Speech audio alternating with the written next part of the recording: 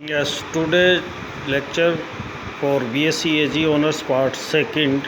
The topic of today's lecture is Principles of Agronomic Practices, यानी कृषि क्रियाओं के सिद्धांत। आधुनिक युग में कृषि व्यापार के रूप में की जाने लगी है। कृषि उद्योग अन्य उद्योगों की अपेक्षा मृदा, मौसम व फसलों के द्वारा अधिक प्रभावित होता है। यांत्रिक उद्योग जैसे कारखाने, फैक्ट्री में कार्यों की रूपरेखा अच्छी प्रकार से निश्चित एवं पूर्ण नियंत्रित होती है, जबकि कृषि में मृदा व जलवायु आदि का प्रभाव इनके ऊपर होता है, जिसमें मृदा के प्रभाव को तो हम नियंत्रित कर सकते हैं, लेकिन जलवायु के प्रभाव को नियंत्रित करना असंभव है। जलवायु के प्रभाव इस तरह से हैं, जैसे अधिक ताप, कम ताप, अतिवृष्टि, अल्पवृष्टि, ओला, पाला, कम या अधिक प्रदीप्ति काल, जिसको ड्यूरेशन ऑफ लाइट, व वातावरण की अपेक्षित आर्द्रता के द्वारा प्रभावित होता है। मृदा की किस्में जैसे रेतीले, मटियार, दोमट मृदा की कठोर, पटल मृदा का जैसे वाटर लॉगिंग कंडीशन, जिसको पानी की ज़्यादा ठहरता हो, मृदा में नमी की मात्रा आदि भी फसल की उपज से सीधा संबंध रखती है। जलवायु को नियंत्रित नहीं कर सकते किसान, लेकिन फसल की उपज को प्रभावित करने वाले मृदा संबंधी कारकों को किसी सीमा तक कृषक नियंत्रण कर सकता है। फसल की पैदावार को प्रभावित करने वाले अन्य कारक विभिन्न कृषि क्रियाएं हैं।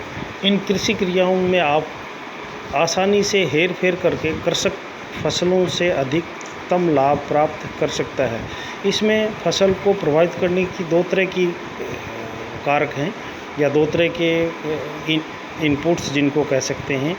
एक वो हैं जो बिना लागत के, जिनको नॉन इनपुट फैक्टर्स बोलते हैं, या डिसीजन मेकिंग इनपुट्स भी बोलते हैं इनको। ये इस प्रकार हैं: selection of crops and varieties, यानी फसलों का चयन और उनकी किस्में जो है, ये किसान को बिना लागत इसमें बदल सकता है या उसमें प्रभावित करती हों तो उसमें सिलेक्शन उनका कर सकता है।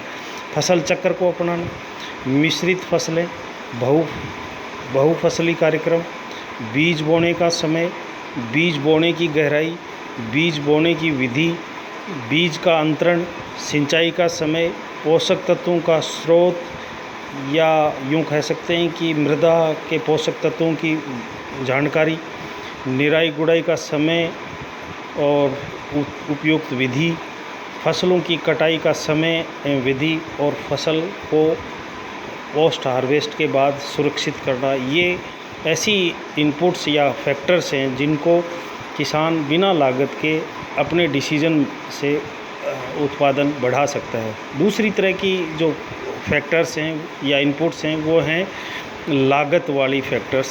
जैसे इसमें आपकी आती हैं कि भी खेती की जुताई करते हैं तो उसमें इनपुट्स लगेगा, पैसा लगेगा।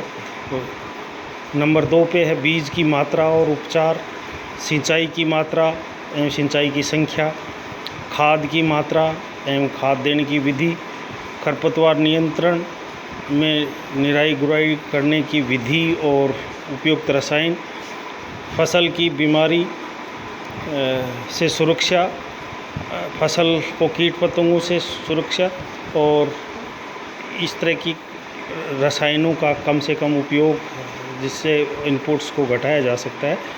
इसके अलावा संगठक तकनीकी, जिसको कंपोनेंट टेक्नोलॉजी भी बोलते हैं, फसल या फसल योजना प्रबंध में फसल की किस्म, जुताई, बोने की विधि, खाद का प्रबंध, कीट प्रबंध आदि जब साथ साथ किए जाते हैं तो उसे संगठक तकनीक कहते हैं, कंपोनेंट टेक्नोलॉजी,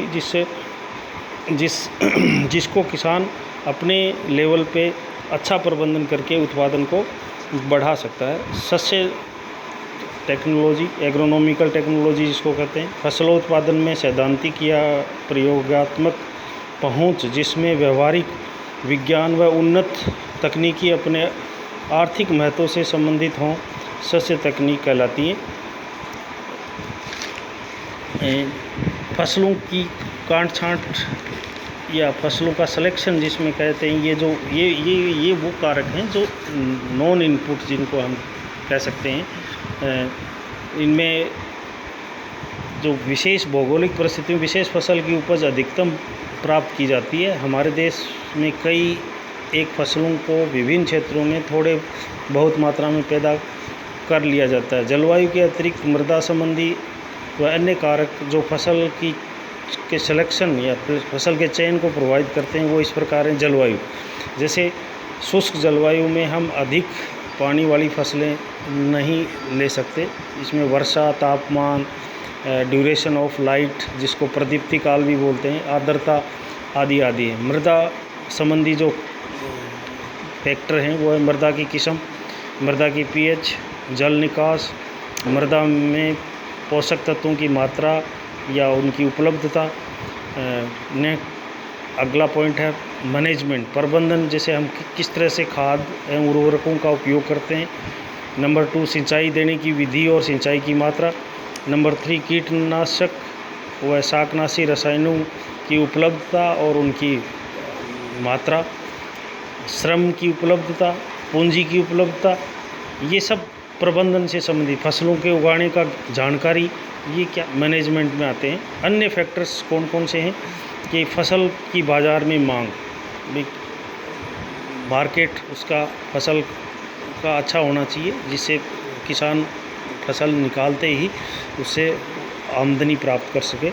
नंबर 2 फार्म की स्थिति, सिचुएशन, फार्म कहाँ पे स्थित है। नंबर 3 कृषक की घरेलू आवश्यकताएं उससे पूर्ति हो रही हैं कि नहीं, ये विशेष ध्यान रखने वाली बात है। मृदा तलरूपता, मृदा किस किस्म की है, जिसमें कौन सी फसल ज़्यादा लाभदायक तरीके से ली जा सकती है। खरपतवार उनकी समस्या कैसी है।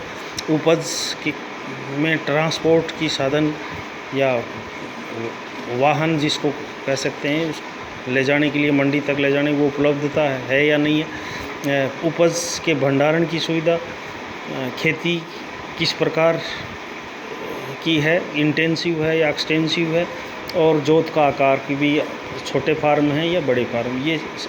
और नेक्स्ट आपका जो है सोशल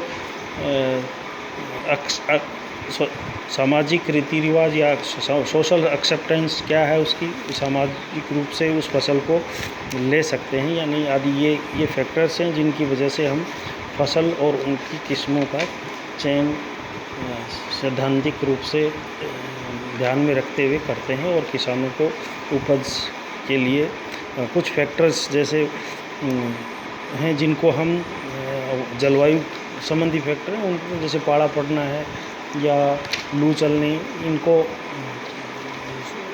प्रबंधन के हिसाब से भी हम कम नहीं रोक पाते हैं किसान को ये चीज़ें। तो इनको ध्यान में रखते हुए ऐसी फसलों का चयन हमें करना चाहिए जो पाला या लू रोधी हों या उनकी स्थिति में वो सर्वाइव कर सकें। Thank you. Today's lecture finished. Next we have discuss for the next lecture. Thank you. हाँ जी,